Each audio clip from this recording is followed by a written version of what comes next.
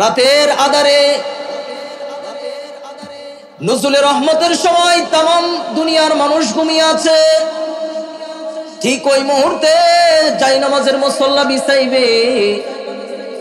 বিছাইয়া 2 রাকাত নামাজ পড়িয়া দুটো হাত আল্লাহর দরবারে ভিক্ষুকের মতো হাত বাড়ায়া দিবে, বলবে আল্লাহ এই যে আমি ভিক্ষুকের মতো হাত বাড়ায়া দিলাম, মালিক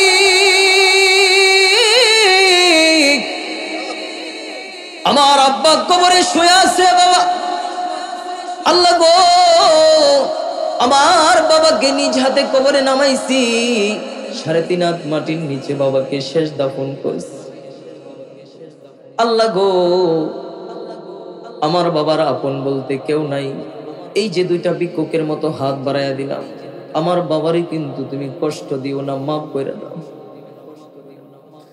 আল্লাহ তাআলা ডাক দিয়ে বলেন, এ ফেরেশতা, পৃথিবীর সকল মানুষ ঘুমিয়ে আছে, আমার এই বান্দাটা রাতের আধারে উঠিয়া আমার কপালে সাজদাটা ঠেকাইয়া 2টা হাত ভিক্ষুকের মতো বাড়াইয়া আমার কাছে কি চায়? ফেরেশতারা বলে আল্লাহ তার বাবার জন্য তোমার কাছে ভিক্ষা চাইতেছে, মালিক তুমি তার বাবাকে যদি মাফ করে দাও আল্লাহ। আল্লাহ তাআলা ডাক দিয়ে বলেন, ফেরেশতারা রে, আমি কি অতই নিষ্ঠুর নিদয়া নাকি?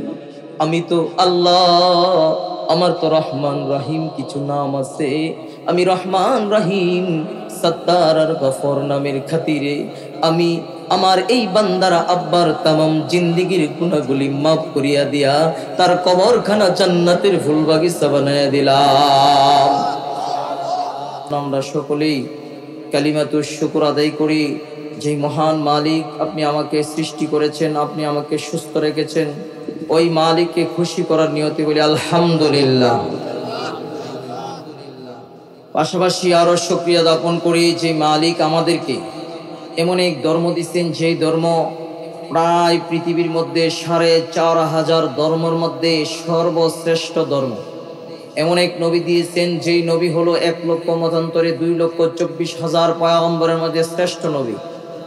এমন এক কিতাব দিয়েছেন, যেই কিতাব আসমানি যত কিতাব আল্লাহ তাআলা অবতরণ করেছেন, প্রত্যেকটা কিতাব থেকে যেই কোরআন আমাদেরকে দিয়েছেন, ওই কোরআনকে আল্লাহ তাআলা শ্রেষ্ঠ দিয়েছেন। এই কোরআন, এই ইসলাম, এই নবী, এই ধর্ম পেয়ে আমরা খুশি না বেজা? যদি খুশি হয়ে থাকি, উঁচু আওয়াজে আকাশ পাতাল মুখরিত করে মহান আল্লাহ তাআলার সন্তুষ্টি অর্জনের জন্য সকলেই জুড়ে সুরে এরকম ভাবে আলহামদুলিল্লাহ বলবো, আল্লাহ তাআলার আরশ যেন থরথর করে কাঁপতে থাকে। আল্লাহর শুকরিয়া আদায় করার জন্য জুড়ে বলেন আলহামদুলিল্লাহ। যারা নাকি কসমেটিকের দোকানে, স্টলে, হোটেলে বসে আছেন, তার আড্ডাখানায় বসে আছেন, আমি অত্যন্ত দূর থেকে এসেছি, আপনাদের 2টো পায়ে আমার হাত রেখে বিনীতভাবে অনুরোধ করে বলবো, আমার শ্রদ্ধেয় মুরব্বী বাজানেরা এবং আমার কলিজার টুকরা যুবক ভাইয়েরা, আমার স্নেহের ছোট ছোট মাসুম বাচ্চারা সহ সকলেই প্যান্ডেলের ভিতরে চলে আসুন। আপনারা আজকে বরকতিপূর্ণ মাহফিল আজকে আছে, কালকে থাকবে না, ঠিক কিনা বলেন? আজকে এখানে কসমেটিকের দোকান আসছে, এটা কলমাকান্দা বাজারে চাইলে অভাব নাই, ঠিক কিনা বলেন? কিন্তু এই মাহফিল থাকবে না। এই মাহফিলের চতুর্পাশে রহমতের মলাইকা ফেরেশতারা বেষ্টন করতে থাকে, আর যখন এটার থেকে সুবহানাল্লাহ আলহামদুলিল্লাহ বলতে থাকে, তো ওই সওয়াব নিয়া আসমানে ফেরেশতারা প্রতিযোগিতা করে এই সওয়াবগুলো আসমানে নিতে থাকে, আর আল্লাহ তাআলা দেখে মুস্কি মুস্কি হাসতে থাকে আর বলতে থাকে, রে ফেরেশতারা, তোমরা বলছিলা যে মানুষ বানাবো না, তোমরা কি দেখেছো আমার কোরআন, আমার রাসূলের হাদিসের বাণী শোনার জন্য চাতক পাখির মতো রাত্র গভীরে তারা কিভাবে প্যান্ডেলের মধ্যে বসে আছে? তোমরা সাক্ষী থাকো, যারা প্যান্ডেলের ভিতরে বসে বসে কোরআন ও সুন্নাহর আলোচনা শুনতেছে, তাদের তাম জিন্দেগীর গুনাহগুলি মাফ করে দিলাম। শুধু তাই নয়, তাদেরকে আমি আল্লাহ তাআলা এমন এক জান্নাতের মালিকানা বানায়া দিব, যেই জান্নাতের কথা জীবনে কোনোদিন শুনে নাই, জীবনে কোনোদিন ওই জান্নাত দেখে নাই, ওই জান্নাতের বিষয়ে জীবনে কোনোদিন কল্পনাও করে নাই। এই পৃথিবীর 10 পৃথিবীর সমান বড় এক জান্নাত, অপরন্ত এক জান্নাত, অসীম এক জান্নাত তাকে দিয়ে আমি পুরস্কৃত করব। এখন যারা মাঠে ঘাটে আছেন, যারা চা খাইতেছেন এবং কসমেটিকের দোকানে আড্ডা মারতেছেন, আমি আপনাদের পায়ে হাত রেখে বলবো, এর থেকে বড় কথা আর আমার কাছে নাই। কি বলেন? আপনারা দয়া করে মেহেরবানি করে চলে আসুন, আপনাদের জন্য আমি দোয়া করব, ঠিক কিনা? যাই হোক, সংক্ষিপ্ত কিছু আলোচনা, গভীর রাত হয়ে গেছে। আপনারা যে বসে আছেন, আমার মনে হয় আপনাদের ঈমান পাক্কা ঈমান, বসে আছেন আপনারা। আমি আপনাদের সামনে ছোট্ট একটা আয়াত তেলাওয়াত করেছি, এটাকে সামনে রেখে কিছু কথা বলার চেষ্টা করব। আল্লাহ তাআলা যদি তৌফিক দান করে, ওমা তৌফিক ইল্লা বিল্লাহ। এবং এমন কিছু কথা বলার জন্য আল্লাহ তাআলার কাছে চাচ্ছি, যে কথাগুলা সর্বপ্রথম আমি এবং আপনারা উভয় উপকৃত হইতে পারেন। সকলে বলেন আমিন।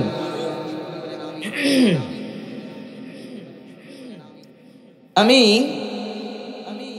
আপনাদের সামনে আজকে কিছু আলোচনা বলবো। যে আয়াতটা পড়েছি, আল্লাহ তাআলা কোরআনের মধ্যে বলেন, ওয়া আকরিদুল্লাহ কারদান হাসান।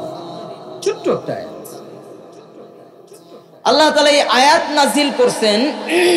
এই আয়াত নাজিল করে বলতেছেন, হে হাবিব, আপনি বলিয়া দিন যে আমি আল্লাহকে যেন মানুষে কর্জে, আপনার উম্মতেরা কর্জে হাসানা দেয়।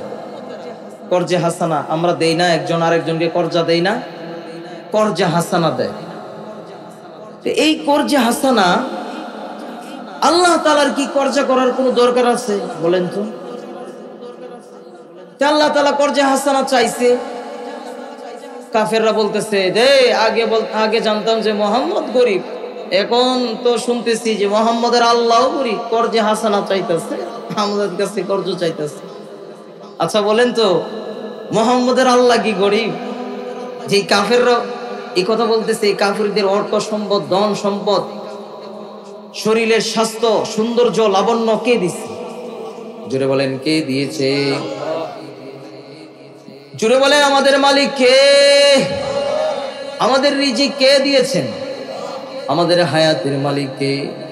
আমাদের মৌতের মালিক কে? আমাদেরকে কে সম্মান দান করেন, কে অসম্মানী দান করেন? আল্লাহ। ওই আল্লাহ তাআলা আপনি আমার কাছে চাইতেছেন, সবকিছু দিছে, তারপরে চাইতেছেন কর্জে হাসানা। এই কর্জে হাসানা দিলে কি লাভ? দুনিয়ার মধ্যে মানুষ যখন মারা যায় তো সকল আমলের দরওয়াজাগুলা বন্ধ হয়ে যায়। মাত্র 3টা আমলের দরজা খোলা থাকে। কয়টা? সংক্ষিপ্ত কিছু কথা বলবো, আমার সাথে কিছু কথা বলতে হবে।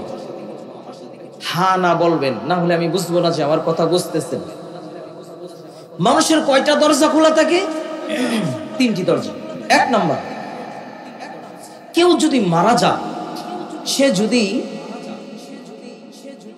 দুনিয়ার মধ্যে কোনো নেক সন্তান রেখে যায়, এমন একটি সন্তান রেখে গেছে যে সন্তানরা হাফেজ আলেম হয়েছে, যে সন্তানরা মানুষকে ঠকায় না, মিথ্যা কথা বলে না, চুরি করে না, বাটপাড়ি করে না, সিটারি করে না, সুদ খায় না, ঘুষ খায় না, একজন সন্তান রেখে গেছে। এই সন্তান আপনি মারা যাওয়ার পরে হাত তুলে বলবে, রাতের আধারে নুজুলের রহমতের সময় তামাম দুনিয়ার মানুষ ঘুমিয়ে আছে, ঠিক ওই মুহূর্তে জায়নামাজের মুসল্লা বিছাইবে, বিছাইয়া 2 রাকাত নামাজ পড়িয়া দুটো হাত আল্লাহর দরবারে ভিক্ষুকের মতো হাত বাড়াইয়া দিবে, বলবে, আল্লাহ, এই যে আমি ভিক্ষুকের মতো হাত বাড়াইয়া দিলাম, মালিক,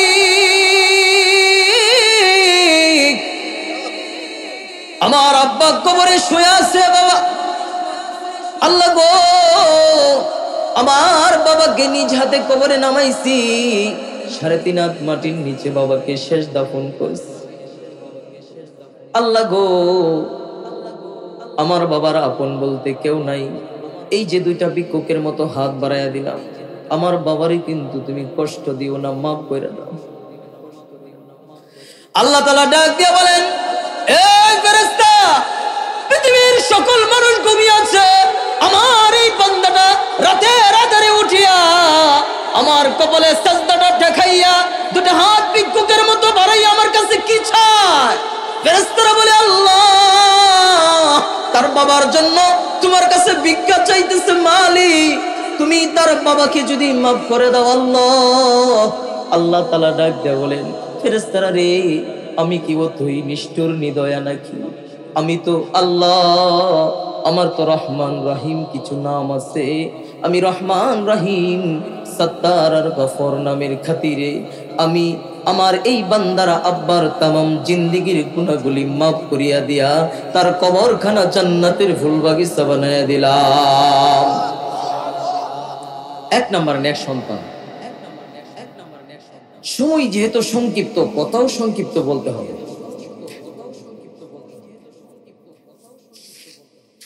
নেক সন্তান। দুই নাম্বার, যারা নাকি দুনিয়ার মধ্যে আলেম হইছে, আলেম হওয়ার পরে সে হাফেজ, আরেকজনকে হাফেজ বানাইছে। সে আলেম হইছে, আরেকজনকে আলেম বানাইছে। ওই আলেম আর 10 জনকে আলেম বানাইছে। ওই 10 জন আলেম আরো 100 জনকে আলেম বানাইছে। ওই হাফেজ আরো 100 জনকে হাফেজ বানাইছে। এভাবে আমলের সিলসিলা বাড়তে বাড়তে অনেক যায়। এমন এলেম যদি কেউ শিখে, এলেম শিখায়া যায়, তাহলে ওই এলেম গুলা সদকায়ে জারিয়া তার কবরে পৌঁছতে থাকে। সুবহানাল্লাহ। এলেম। 2 3 নাম্বার, কেউ দুনিয়ার মধ্যে টাকা পয়সা দিয়া একটা রাস্তা তৈরি করছে, দুনিয়ার মধ্যে টাকা পয়সা দিয়ে একটা মসজিদ তৈরি করেছে, টাকা পয়সা দিয়ে একটা মাদ্রাসা তৈরি করছে, টাকা পয়সা দিয়া জনকল্যাণমূলক একটা কাজ করেছে, আউরের মাঝখানে একটা টিউবওয়েল গাইরা দিছে। কৃষকরা সারাদিন কাজ করার পর ওই টিউবওয়েল থেকে ঠান্ডা পানি খায় বলে আলহামদুলিল্লাহ। ওই আলহামদুলিল্লাহর সওয়াবটা তার কবরে পৌঁছে যায়। ঠান্ডা পানি খায়া তার দিলটা ঠান্ডা হয়ে গেছে, তো আলহামদুলিল্লাহ বলেছে, এই সওয়াবটা তার কবরে পৌঁছে যায়। সুবহানাল্লাহ। দুনিয়ার মধ্যে জনকল্যাণমূলক কাজ করছে, মসজিদ বানাইছে, মাদ্রাসা বানাইছে, ইলমে দ্বীন শিক্ষা দিয়েছে, একটা ছাত্রকে কিতাব কিনা দিছে, একটা ছাত্রকে লজিং রাখছে, একটা ছাত্রকে এরকম ভাবে ইলমের জন্য সহযোগিতা করেছে, বাজান সহযোগিতা করেছে। আর কবরে শুয়া ওই কবরে শুয়া শুধুমাত্র নেক তার কবরে পৌঁছতেছে। সুবহানাল্লাহ। নেক তার কবরে পৌঁছতেছে। আমল 3 নম্বর হলো জনকল্যাণমূলক কাজ করতে হবে। বাজান রে, এই দুনিয়ার টাকা পয়সা, এই দুনিয়ার বাহাদুরি, এই দুনিয়ার রং তামাশা কোনো কিছুই থাকবে না। চক্ষুটা যখন বন্ধ হয়ে যাবে, তামাম দুনিয়াটা অন্ধকার হয়ে যাবে, তামাম দুনিয়াটা অন্ধকার হয়ে যাবে। মসজিদের মাইক থেকে এলান আসবে, বাড়িওয়ালা নাই রে বাড়ি, নাই রে দুনিয়াতে। ঠিক না বলে? বাড়িওয়ালা বাড়ি নাই। এই পৃথিবীর কত রাজা বাদশারা ছিল যাদের আঙ্গুলের ইশারায় মানুষের গর্দান চলে গিয়েছিল। এই পৃথিবীর কত রাজা বাদশারা ছিল যাদের আঙ্গুলের ইশারায় মানুষ উঠতো, মানুষ বসতো, যাদের আঙ্গুলের ইশারায় অনেক কিছু হয়ে যেত। আজ রাজা বাদশারা কোথায়? তোমার দাদা এই জমিনের মধ্যে বাদশাহী করেছে, এই জমিনের মধ্যে সরদারি করেছে, আজকে তোমার দাদা নাই। তোমার বাবা এই জমিনের মধ্যে রাজত্ব করেছে, আজকে তোমার বাবা নাই, আজকে তুমি রাজত্ব করতেছো। একদিন তুমিও থাকবা না, তোমার এই রাজত্ব তোমার সন্তানের কাছে দিয়ে তুমি হেতিমের মতো অন্ধকার কবরে শুয়ে যাবে। ঠিক কিনা বলে? থাকবে না কিছু। আল্লাহর রাস্তায় দান করেছেন, আমরা তো 1 টাকা 10 টাকা 20 টাকা 100 টাকা 500 টাকা 1000 টাকা আল্লাহর রাস্তায় দান করতে গেলে দিল কাঁপে। ঠিক কিনা বলেন? হযরতে আবু বকর সিদ্দিক রাদিয়াল্লাহু তাআলা আনহুর জামানায় তিনি ওই সময় আমিরুল মুমিনিন, খেলাফতের দায়িত্বে আছেন। অভাব দেখা দিল, দুর্ভিক্ষ দেখা দিল, এমন দুর্ভিক্ষ দেখা দিল মানুষের পেটে অনাহার, কোনো খাবার নেই। সকল মানুষ আসলেন, এসে বলতেছে, ও আমিরুল মুমিনিন আবু বকর, দুর্ভিক্ষ শুরু হয়ে গেছে, পেটে খাবার নাই, চুলার মধ্যে আগুন ধরে না। ও আমিরুল মুমিনিন, একটু দোয়া করবেন নি গো, আল্লাহ তাআলার কাছে একটু দোয়া করবেন নি আমাদের দুর্ভিক্ষ দূর হওয়ার জন্য। আমিরুল মুমিনিন হযরত আবু বকর ডাক দিয়ে বলতেছেন, আগামী কালকে সকালে তোমরা সকলে আসবা, তোমাদেরকে নিয়ে আমরা সারিবদ্ধভাবে নামাজ পড়ে আল্লাহ তাআলার কাছে রোনা জারি করে দোয়া করব, আল্লাহ তাআলা যেন আমাদের দুর্ভিক্ষ দূর করে দেয়। রাত্র হয়ে গেল। আল্লাহর কুদরত, হযরত উসমান রাদিয়াল্লাহু তাআলা আনহু বিদেশ থেকে ব্যবসা করে হাজার হাজার মন খাদ্য নিয়ে মদিনায় ঢুকছে। সুবহানাল্লাহ। সকলের ভিতরে একটা উৎসাহ আছে, সবার ভিতরে একটা খুশি জাগতেছে। আরে হযরত উসমান, তিনি তো অনেক দানবীর, তিনার কাছ থেকে খাদ্য কিছুটা হলেও সংগ্রহ করা যাবে। পরের দিন সকালে সবাই বীর করছে, হযরত উসমান আপনি এত মালামাল আনছেন, আপনার কাছ থেকে কিছু মালামাল কিনতে চাই, আমরা তো দুর্ভিক্ষের মধ্যে আছি, কেউ 3 দিন খাই না, কেউ 4 দিন খাই না, কেউ 5 দিন পর্যন্ত আমাদের চুলায় কোনো আগুন ধরে না। হে উসমান, আপনার খাদ্য আমাদের কাছে বিক্রি করুন। হযরত উসমান রাদিয়াল্লাহু তাআলা বলতেছেন, ভালো কথা, আমি তো বেচবার জন্যই আনছি। আচ্ছা, তোমরা প্রতি কেজি কত টাকা দিতে পারবা?